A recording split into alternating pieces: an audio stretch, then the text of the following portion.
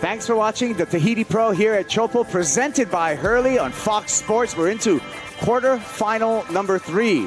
Jeremy Flores, a former event champ out here, versus a 2-time event champ out here in Tahiti, Gabe Medina. So this is the battle of the past champions.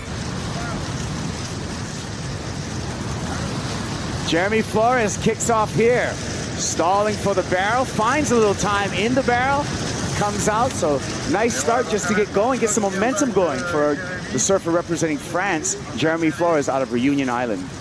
Take a look at the replay. Up the reef, so that's why I was mentioning it's a little more from a southerly direction, kind of peeling down the reef. It didn't have that ledge, that square look. And then 2.5 is what the judges gave him.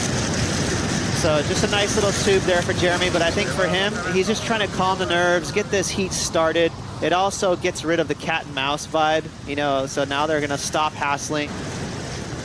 Medina positioning himself with priority. Drops in. Barreling section, spit out for Gabe Medina. Nice start for the 2-time world champ.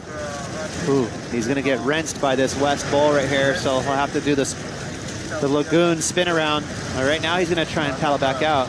So the Gabriel Medina, everything working out. He played chess at the beginning of this heat, kind of cat and mouse positioning with Jeremy Flores. He held his ground, waited for the best wave, and he got it. And you know, this is gonna be a solid score. You know, the waves are just a touch smaller today, so it's really, the sets are focusing on that inside ledge. And this is just like a medium set. You can see the shape. Look how square that barrel is. The judges are gonna love that. That's the intensity.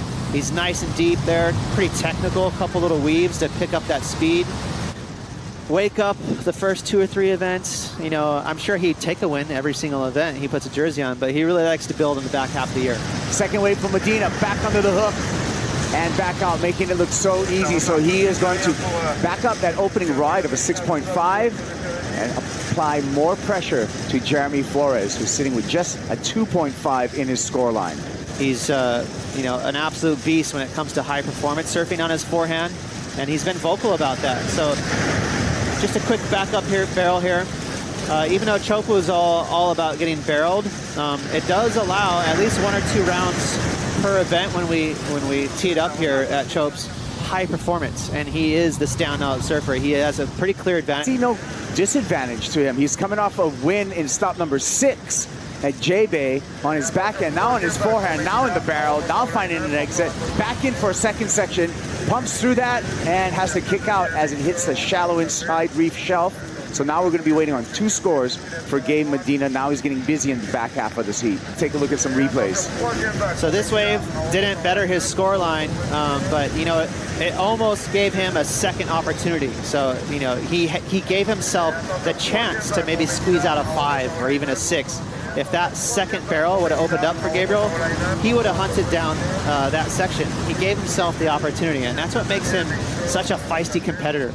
Semifinals minimum, runner-up twice, 2 titles.